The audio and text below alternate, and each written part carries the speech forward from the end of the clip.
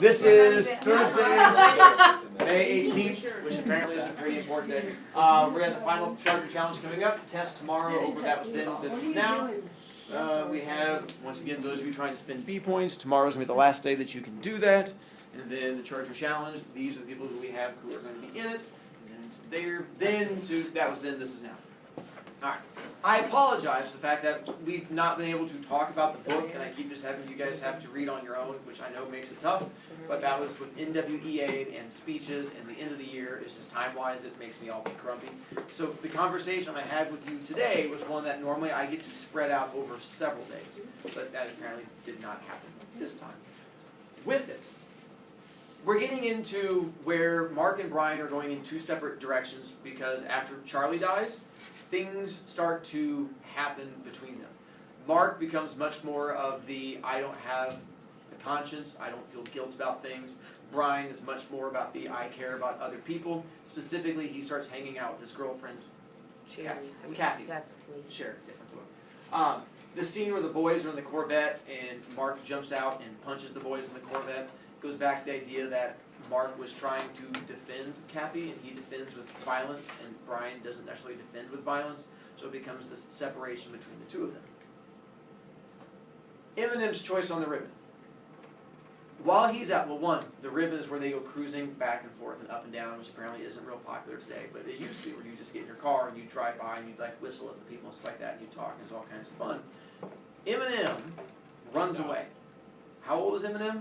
13.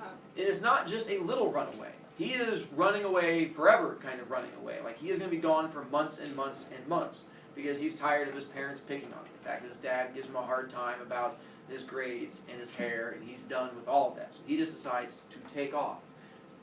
Later on, we find out where he goes, but for the most part, it's devastating to Kathy. And because it's devastating to Kathy, it's also bad for Brian, because that's her boyfriend. Brian does finally get a job. He tried working at the bar, but that didn't work out, and because then Charlie died, it makes hiring people really hard. What does Brian end up doing? Working at a cashier. Yeah, he works at a grocery store. And so he just basically ends up doing that and bagging groceries and working in there and stuff like that, and that becomes the job where he ends up making money. Mark is also making money, but we don't know how Mark is making money. Brian doesn't question how he's making money. Brian just says, Mark comes home with money. I'm assuming gambling, I'm assuming selling stuff. He's doing something, but Mark's making money and bringing it in also. We find out later what it is, but not then. The revenge on Angela. Mark wants to get revenge for what Angela did to him. What did Angela do to him? She made the guy The whole bottle smacking on the head and getting the concussion, and he wants to get back at her and get revenge and stuff like that. So that's what he decides. But he can't punch her because she's a girl, because apparently that'd be wrong. But he wants to get back at her, so he finds another thing to do instead. What he decides to do instead, she has long hair, really, really long hair, down past her butt kind of long hair. Not the I've been growing my hair for a couple weeks or a couple months, but I have never cut my hair kind of hair. He takes her out one night, gets alcohol, gets her really, really drunk, and we find out that she's now married. Life is unhappy for her. Not only is she now married to another 16-year-old, but the reason they got married was, we talked about it a little bit, why did they have to get married? Bad choices. Their parent getting closer. Wait, She was pregnant. Oh. Turns out she wasn't pregnant. She was wrong. And now she's married and not pregnant. And to make it all worse on top of that, the guy that she's married to, his dad keeps hitting on her every time that she's over there. So she's talking about how awful her life is. And Mark goes, yeah, life is bad. Have more alcohol. And so she keeps drinking, gets really, really, really drunk. And then he decides to cut off all of her hair. Now, by cutting off all of her hair, we're talking about going from hair down past your butt to hair that was probably closer to how Finn has his hair. Or maybe how Mrs. Randall has her hair. So where it's like short, not my length, but just pulled the hair out and just went thump, and then cut the whole thing off. And so cuts off all of her hair, ties it into a knot, pulls into the yard of her house, throws her into the yard, throws the hair on top of her, and then just leaves her sitting there. That's how Mark gets revenge. Even though her life is awful, he manages to make her life more awful. Yeah. Didn't it say she was already a little over the top drunk when they first met her, because she'd been out partying that night? Yeah. She might make poor choices. Who would have thought? We find out that Mark knows where Eminem has been staying. Eminem has been staying at a hippie house this entire time. And so he takes Brian there, but they can't find him. He's not there at the time. He's like, this is where he's staying. He's fine. He's making some choices while he's there. Because what choices is Eminem making? Drugs. He's starting to do drugs while he is there. In particular, we'll come back to this one. One of the drugs he talks about doing is what's called, LSD. nicely done, LSD. For those of you who pay attention in health class, LSD is a hallucinogen, which is different than an upper or a downer. Cocaine is an upper. It makes you get all super hyper and excited. And marijuana is a downer. It makes you all relaxed and like want to sleep. LSD is completely different. It's a hallucinogen, which makes you hallucinate. What is a hallucination? See stuff Stuff's not really there. See and hear stuff that's not there. It's the same thing. Magic mushrooms are in the same category. It's a different type of drug, and it's one that most people are not familiar with. I had friends who did this in college. I did not do this. I am very proud to say I did not do it. But I was someone who had friends who went down this path, and so I had first-hand experience of watching what happens to these people. The way it works is it goes straight to your brain and your brain stem, and your spinal column in there, and it activates all 5 of your senses. And when it activates all 5 of your senses, it allows you to see and hear things that aren't there, which I'm sure can be really, really fun, because you can have conversations with people who are not there. You can have conversations with teddy bears. And the teddy bear, you will see its mouth move. You will see it get up and walk around. You can have a conversation with the teddy bear, and the teddy bear will talk back to you. And the teddy bear will dance around, and it'll spit little rainbows into the air, and it is all kinds of wonderful. The trick comes in, you can't control what you're going to see. And it's like when you have dreams. Sometimes you have good dreams. Sometimes you have bad dreams. You don't get to control what kind of dreams you're going to have. You just know sometimes you get to have dreams. LSD, they're called a trip, because when you go on them, you see things, so it's like going on a trip. They're real creative. And so it's called going on a trip. Sometimes you have good trips, sometimes you have bad trips. The drawback to it, because there's a scene coming up with Eminem, is that when you see these things, you cannot be convinced you're not seeing them. They are that real. It'd be like me trying to explain to you that Beto is not in the room, that that's an empty chair, and Beto's gone all day and has never been here. When you go, Mr. Brovey, I can see him. He's right there looking at you, giving me that strange look. I'm like, that chair's empty. You go, dude, look, I can just go over there and I can touch him. With LSD, your hand doesn't pass through him, because your hand will make you feel it, because feeling it is a sensation. It is one of your senses. So when you go to touch him, you'll go, look, and you're going to feel him right there, and you're going to feel the contact. You'll feel cloth. You'll feel skin. It becomes really hard to convince somebody that they're not seeing this thing that's not real. And it's tough when you have someone going like, no, he's right there. Because if someone's on LSD, they say, that chair, there's a guy in that chair. You're like, there's no, he's staring at me right now. You're like, dude, there's no. That's the conversation you get to have. It gets worse. Let's say this teddy bear you're having a conversation with pulls out a knife and starts to come after you and gives a little and giggle and starts coming at you. Well, you can't convince yourself that you're not seeing this teddy bear holding a knife. It gets worse.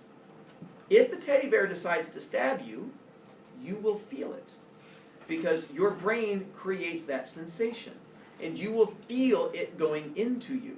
Now, everyone else will just see you going like, but you're going to actually feel the sensation of it going into you. Can it kill you? Yes, but not in the way you think. It'll kill you because it gives you a heart attack. Because that sensation of being stabbed and attacked, your heart starts to beat so fast and so hard that you just sort of seize up and die from it. And that's what, let's back up. You ever had that sensation where you feel like there's a bug on you, you get all like, you look down and there's nothing there?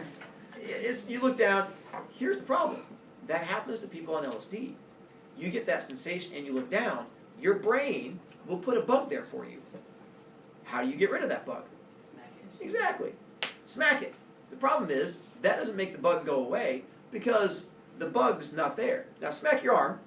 The problem is, you feel a little stinging sensation? That's the bug biting you now. And now you see a bug biting you. How do you get rid of that? You flick it. And so you start doing that. And the problem is then the bug goes under your skin. And now you can see your skin moving as it starts. So how do you get the bug out from underneath your You skin? bite it. And that's where they got into issues with people taking knives and cutting themselves, Oh my God. not because they're trying to get the things out from underneath their skin. You had people who would jump out of windows, not because they want to jump out of a window, but when you see this thing attacking you, how do you get away from it? You run, just like in the monster movie, like, ah! But you jump out. It's the same thing. This is what's happening, and this is the direction that M&M has gone. Is LSD still around? Yeah. Yes. People still take it? Yeah. Why? Because sometimes you get Happy Bear, and he's dancing around, you're like, oh, Happy Bear. But then you get the bad one, you're like, oh, I don't like it anymore. But you can't stop it. What's even worse is LSD, the high from it, is 8 to 10 hours. If it becomes a bad one, you don't get to just stop it. You get 8 to 10 hour nightmare that you get to live through.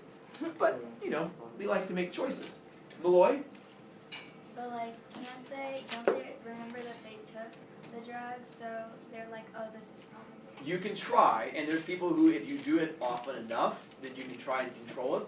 But it's the same thing in dreams. You know you're dreaming, but that doesn't always stop it. Sometimes you can control the dream, but not always. And once again, even though if you know that's what's causing it, it's not always easy to convince yourself, because you are seeing this thing that's there. With Mark's parents' deaths, they shoot each other. It turns out they shoot each other because of Mark. And we find out that Mark was illegitimate. His mom was Zeusy with someone else. And Dad found out. And so his mom and Dad end up shooting each other. Mark sees that happen. That has an impression on somebody. And it has an impact on them. Mark is not the same person because of that, which explains sort of why Mark doesn't deal well with humans. We find out the new choices. Ah, yeah. This leads up to our big final scene. Angela's brothers are not happy because of what happened to their sister. What happened to their sister? The haircutting thing. She only remembers one person being there. Who's the person she remembers? Brian. So who does she send her brothers after? Brian. They confront Brian. And when they confront Brian, sitting on his front stoop, and they say, hey, we heard you did this thing to our sister. Was Brian responsible? He owns up to it, though. He was not. But what does he do? Owns up to it. He does. He goes, it was all me. I did it. No one else was there. Instead of throwing his friend under the bus and saying it was all Mark, he says it was all me, because that's the kind of friend he is.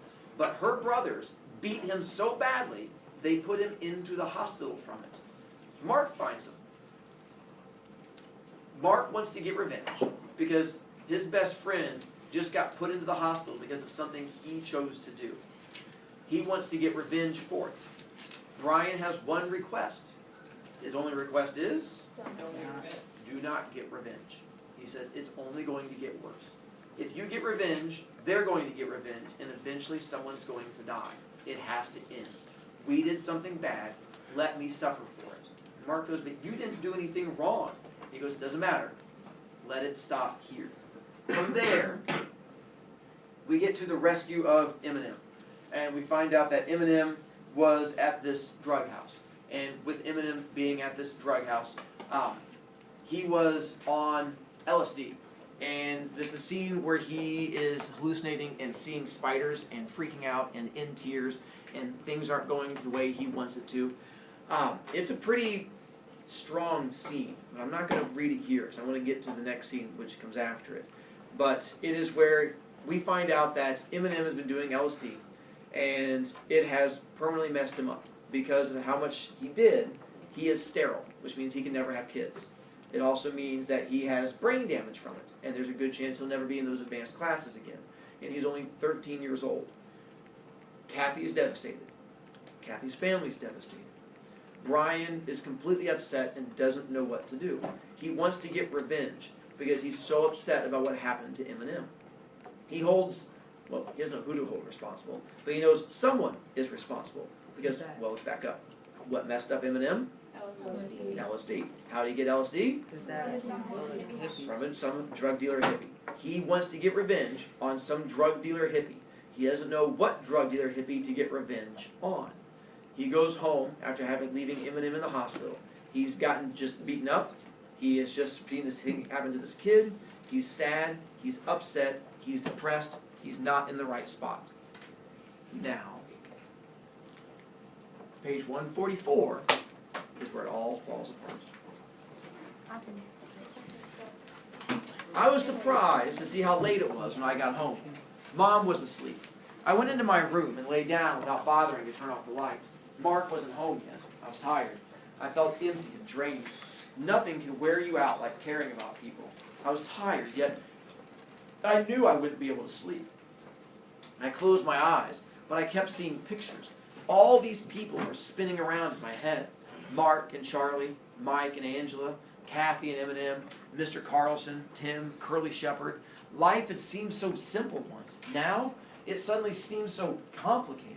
I could remember a time when my only worry had been paying Charlie the $3 I owed him. Things used to be simple, and now they weren't. I wanted a cigarette, badly. I half-heartedly searched my pockets, but I knew I didn't have any. Then I remembered Mark's spare carton and rolled off the bed and reached under his mattress. I felt something strange and pulled it out. It was a long, cylinder-like thing.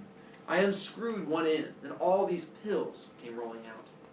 I'm not dumb by any means. I've never used drugs, except for a couple of tries with grass, but I knew what they looked like.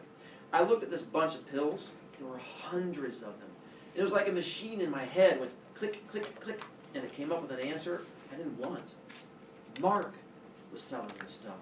This was way too many pills for anybody to have it. He was just taking them himself. And besides, I would have noticed something different about Mark, that he'd been taking them. You can't use drugs and not show it. I knew too many kids who were users not to know that. Mark was selling. Mark was a pusher. That was where he was getting his money. That was why he'd known about the hippie house.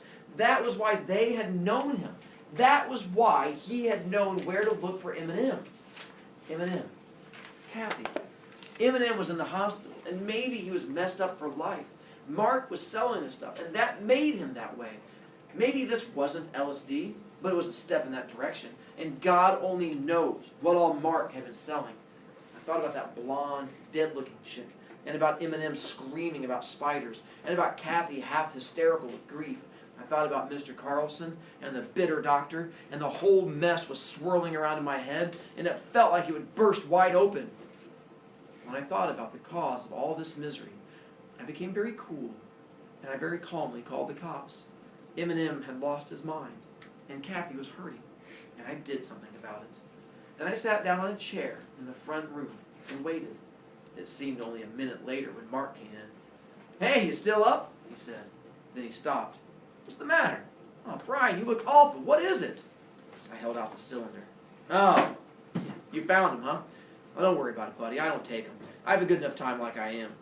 Just how are you, anyway?" "What?" Mark said, confused. "Eminem is in the hospital. Acid trip. They think he may have lost his mind." "Oh, man, that's awful. That poor kid." Then he looked at me. "Oh, Brian, don't look at me like that. I said I don't take him. Don't you believe me?" "I believe you. We needed the money. You know, I tried getting a job. But with my police record, nobody would hire me. Then I met this guy on the ribbon. He set me up. And I figured I don't have to take it to sell it, so what's the worry?" "Eminem," I began, but I was too tired, too numb to talk. "Oh, is that what's bugging you? Listen, I didn't sell Eminem anything. He got it from somebody else. Look at Brian. They're gonna get it from somebody if they want it, so why can't I make some money? I never forced it on anybody. I never tried to talk somebody into using drugs so I could make a buck." He could have talked all night, and I wouldn't have changed my mind. This was wrong. For the first time in years, I thought about the golden-eyed cowboy who had been Mark's father. Was Mark a throwback? To what? I wondered tiredly why I had never seen it before. Mark had absolutely no concept of what was right and what was wrong. He didn't obey any laws because he couldn't see that there were any. Laws, right and wrong, they didn't matter to Mark because they were just words. "Brian, what is it?" Mark cried suddenly. "Listen, if it bugs you that much, I'll quit. I'll stop selling if you don't like it." "Shoot, I never thought it'd bother you. I mean, I sort of thought you knew about it. Don't drag me into this, I thought. Don't try to make me out to be blind, just because you are. Out loud, I said, I called the cops. And I felt as if I was talking in my sleep. Mark went white. What? He said softly, disbelievingly. What'd you say? We could already hear the siren. Brian, you know what something like this would do to me with my record. Brian, tell me you're lying. Mark was pleading, desperately. I thought maybe he'd run for it, but he didn't. He just sat down in a chair opposite me. He was white, and his eyes were black with a rim of gold around them. He looked the way he had when he'd been clobbered with that bottle. Brian? He said quietly, like he was trying hard to understand. Like he was totally confused. Like he thought maybe I would answer in a foreign language. Why are you doing this to me, buddy? Brian, just tell me. I couldn't tell him. I didn't know. The police arrived, and of course Mom woke up. She didn't know what was going on. She could only stand helpless in the kitchen doorway while the police questioned me, rounded up the drugs, slapped handcuffs on Mark. They advised Mark of his right to remain silent, and he did. He just stood there, quivering, watching me while I told the cops the things that would put him behind bars for years. Then a cop said, "Let's go, kid." And it seemed to dawn on Mark what was happening. He looked quickly from the cops to me and then cried, "My God, Brian, you're not going to let them take me to jail?" Didn't he know I had just put him there? The cop jerked Mark around and shoved him out the door. Suddenly, it was deadly quiet, just the distant siren and Mom's quiet sobbing. I went into the bathroom and threw up. I was sick. Malloy, I thought you said that Mark's parents killed themselves. they killed each other. I know. So, like, why was Are you thinking about the Golden Cowboy? No. why was Brian's mom sobbing when that happened? Because she's adopted Mark. Because he's lived with her for the last 9 years. And so that's why she's sobbing, because she counts him as her son. We tell you that when you have someone who deals drugs, the right thing to do is to turn them in.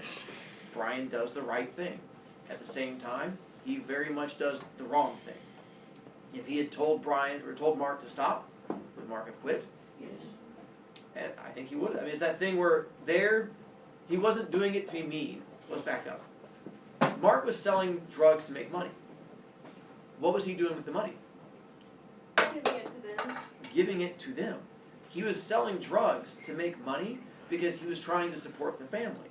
That's the only reason he was doing it. He wasn't going out and buying himself a car. He wasn't going out buying himself new clothes. He was buying food for Brian.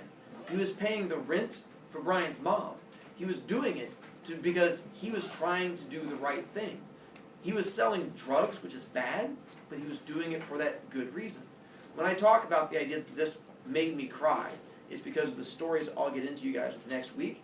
It's because I saw similar things happening with my friends.